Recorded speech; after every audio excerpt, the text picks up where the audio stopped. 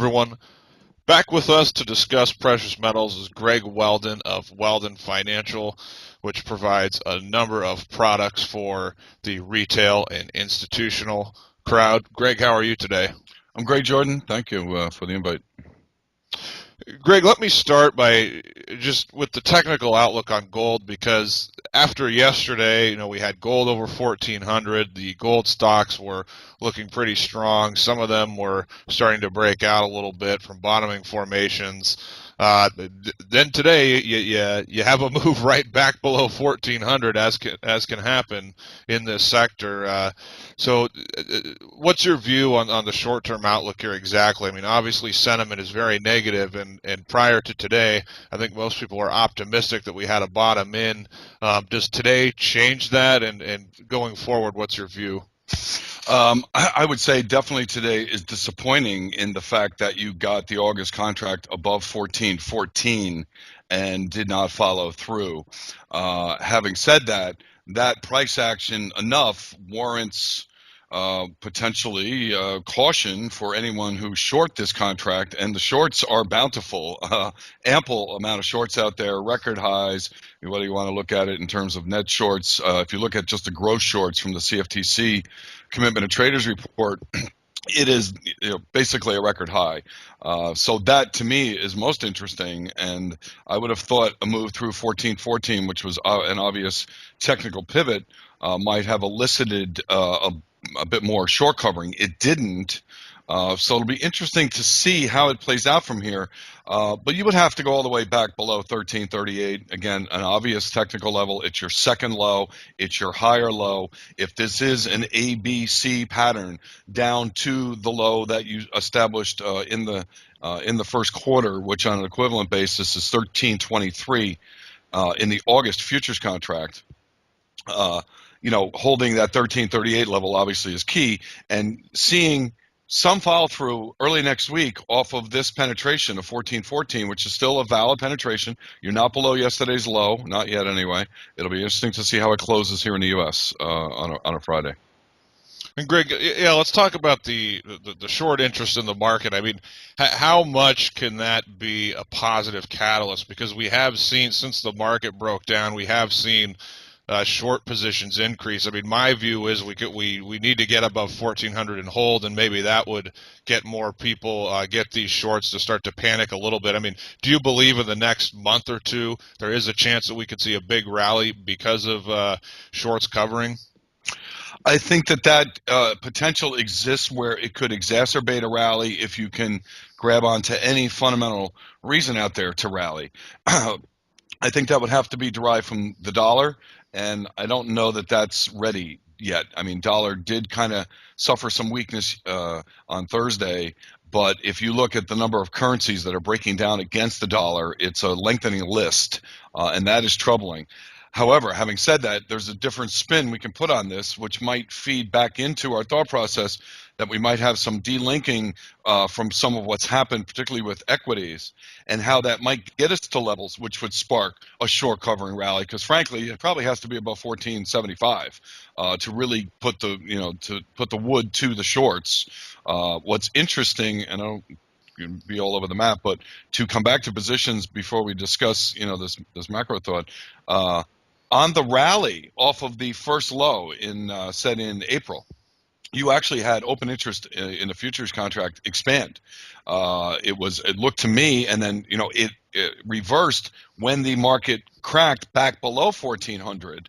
So you had people try and pick this bottom, and you actually rolled it over, and that may be a reason why it failed the first time. Now you have significant short positions. If you can grab onto some macro dynamic, and I think that's really linked to the equity markets, and then drive it through 1475, you could see a significant short covering rally, yes.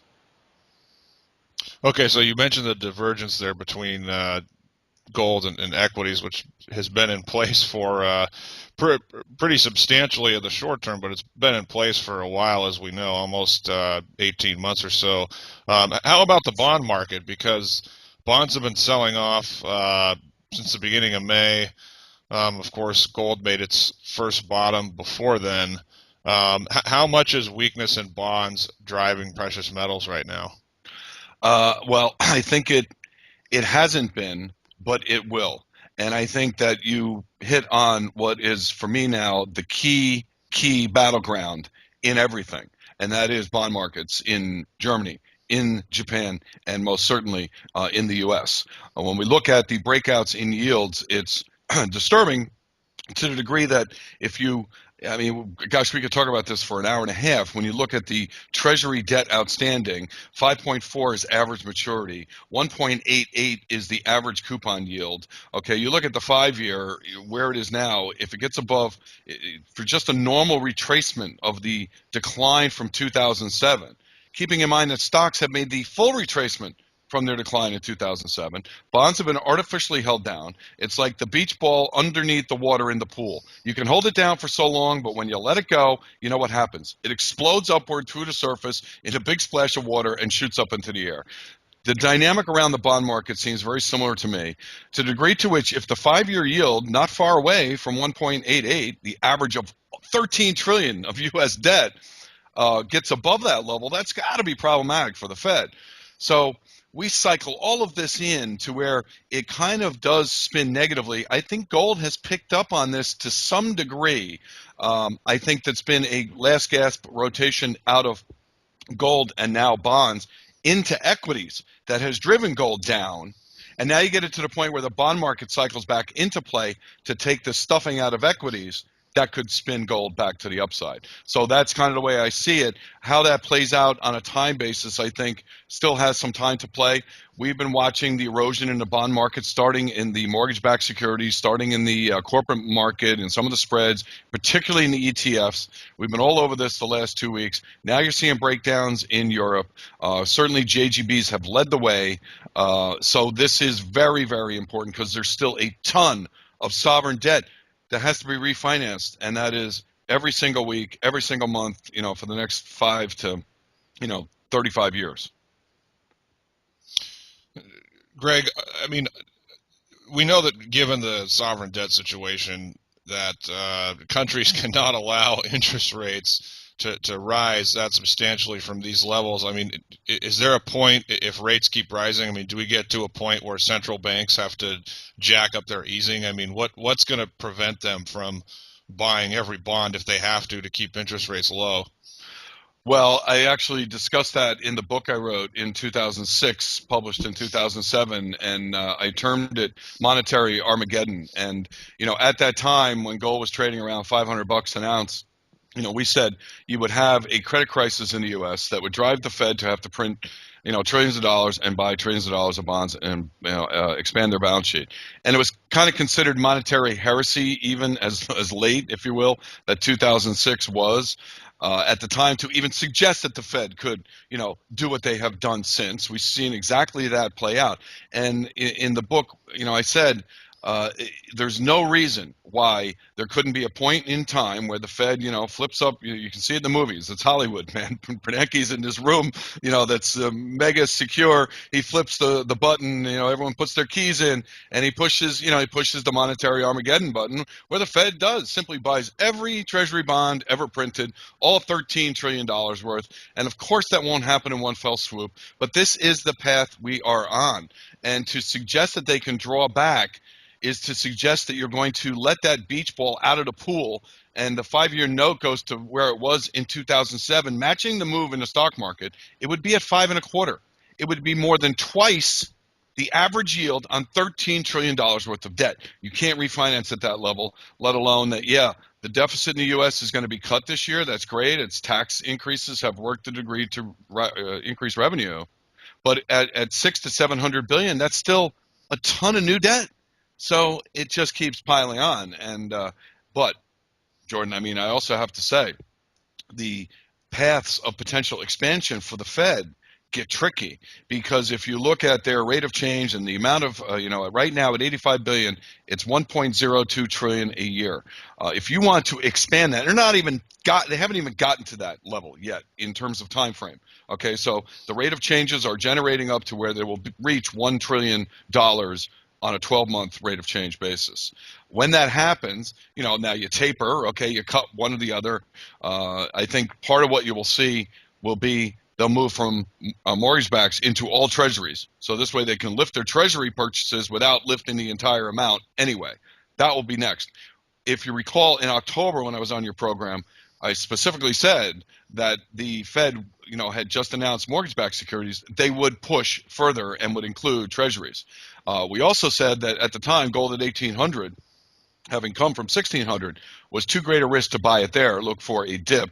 Well, I don't think any of us anticipated this degree of dip to this point. But at 1,300, when you see demand for coins out of control, why? Because people are worried about paper money. Why? Because you have 13 trillion in debt, interest rates rise, the Fed's going to have to do more. This is where gold again becomes very attractive. So I do see it playing out. It's a question of kind of timeline right now, because you can have a lag, as we know, from bond rolling into stock decay.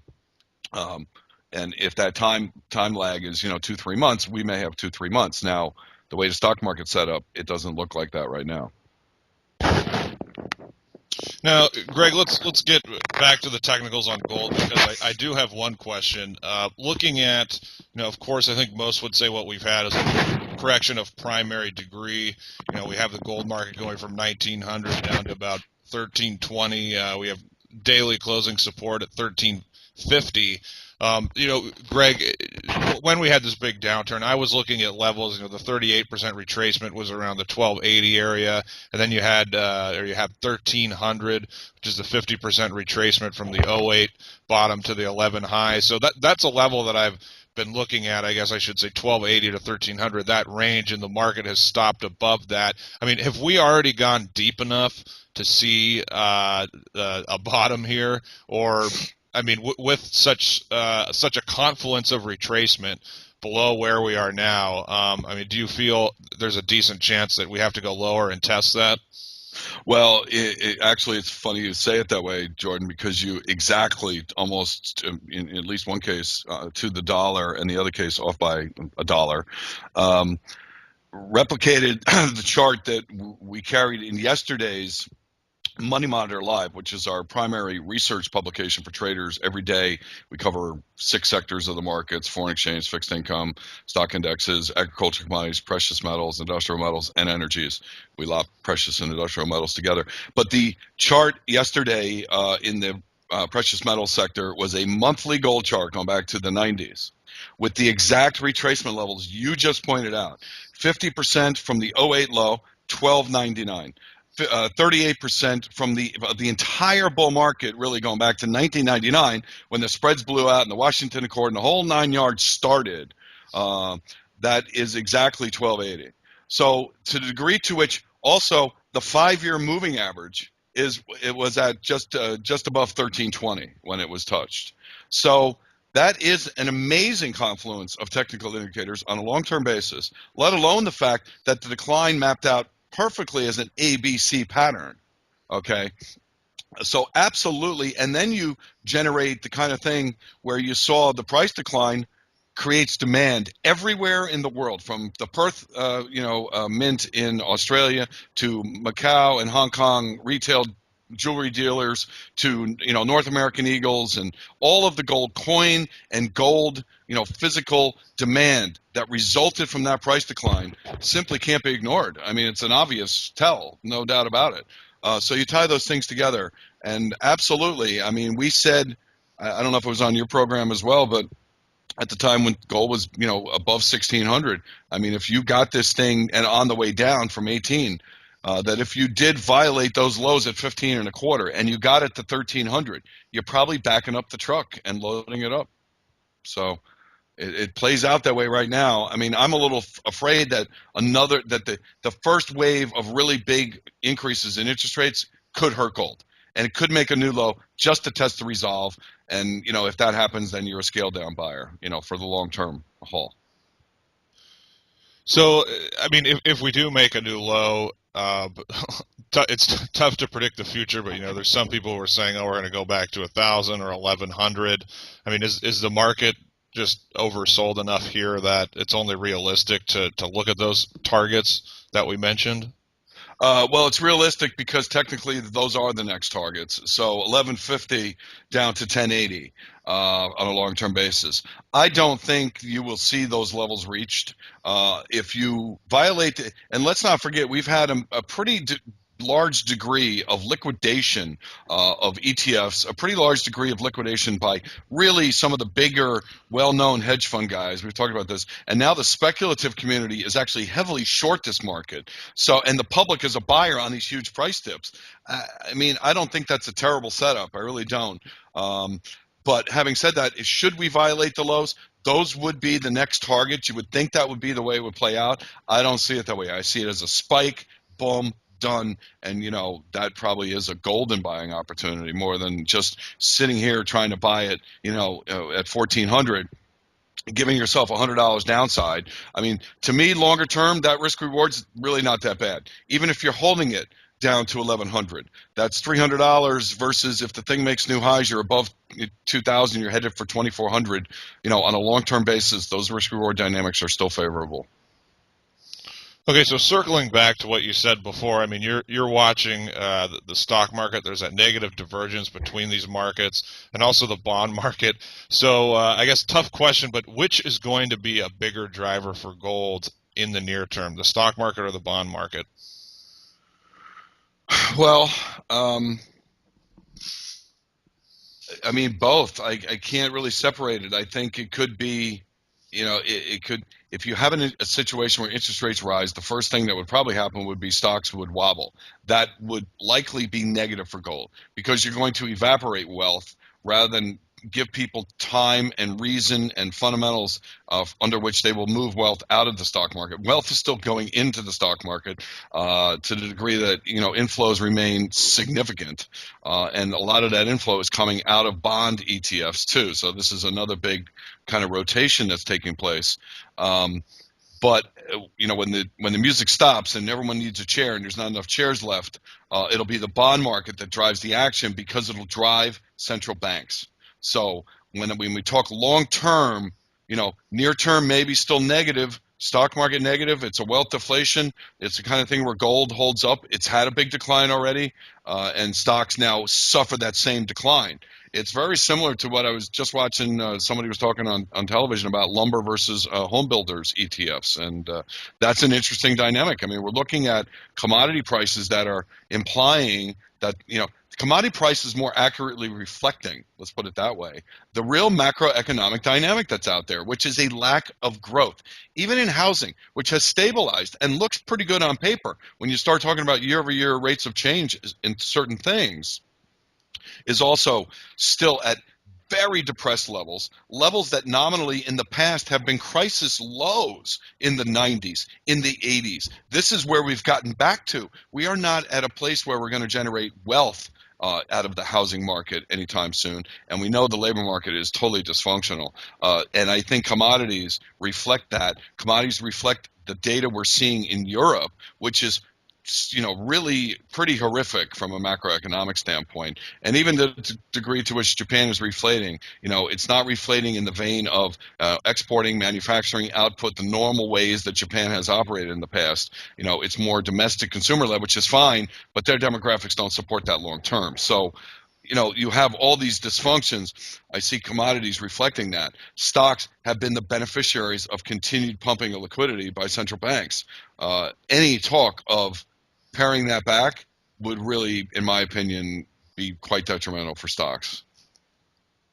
Okay, Greg, before we close here, how about some final comments on precious metals? And maybe you can also mention the key levels in gold and silver, where if the market closes above that, then we know that a bottom is in. Well, knowing that a bottom is a tough comment. That's a little too much written in cement. But it would certainly be supportive to that thought process to see 1414, see a close above that. Now, even more so, today's high of 1421, without 1338 being violated. So, it's pretty straight up at this point. Those are pretty clear-cut technical levels on a chart, and they actually work in line with the Fibonacci, some of the time frames, some of the moving averages as well too. I mean, it was a pretty quick decline, so we've gone sideways to digest that. I think that could be coming to an end. And that's where I start to see some of my momentum indicators start to kind of click all of a sudden when you see a move like you saw this morning. It's like, boom. You see a little click in the short-term stuff, starting to potentially want to see that move into the medium-term stuff. We need a little more momentum to the upside. So a close above 14.14, a move above 14.21 without violating 13.38. And I mean, in silver has just, it's kind of gone sideways either side of $22. But the spike low that you had, if you were to look at the continuation, 21.01, that plays out in so many ways, not only in the fact that you tailed to the downside and then closed back in the upper end of the day's range. That level ties into so many other, again, long-term Fibonacci, long-term support and resistance levels going back, 2 decades to be a low that could ultimately hold, which would be significant. To generate any, real sincere upside juice in silver, you need to take out literally, $24.80, $25, and that's a lot of work from right here in the near term. So it's tough sledding. These markets could grind, for a while longer. Gold could be the beneficiary of a short covering rally in the medium term. Okay, Greg, before we close, why don't you tell our listeners about the research products that you offer and how they can sign up for a free trial? Sure. Your listeners can sign up for a free trial of our products at the website weldononline.com, WELDON online.com. And our primary research product is the Money Monitor Live, which is an audio-visual MP4 file that you watch and listen to, and it's charts, and I'm talking about them, and we cover all the major sectors globally in terms of fixed income, global equity indexes, currencies, and the full range of commodities, including precious metals, energy, across the board ags, with a very much top-down macro influence. It's half macro, discussing around the world what's happening and how that ties in. Yield curves, bond markets have been a real focus relative to the macroeconomic data in the U.S. and Europe and Japan and China, so on and so forth. We also have a quantitative product called the Trend Tracker. We have that for a variety of markets, foreign exchange, a variety of equity indexes and ETFs, and for, of course, metals and energy, and that is all the metals equities that are out there, and the metals equities-based ETFs, and same in energies. And that is a quantitative product, gives you, this is a trending ETF, it's an end of trend, it's newly trending, it's a potential trend. We can rank these. It's a spreadsheet-based thing. You can sort based on all kinds of a variety of components that are incorporated into this product. It all stems from stuff that I use to trade, and we can't trade everything. So these, to me, this is a valuable tool. I think people really would find it very interesting. And we have the money management side too. We operate the CTA, and we do individually managed accounts in the futures markets. Okay, Greg, well, thanks so much for joining me today. I really appreciate it, and look forward to chatting again soon. Yep, my pleasure, Jordan. Have a great weekend.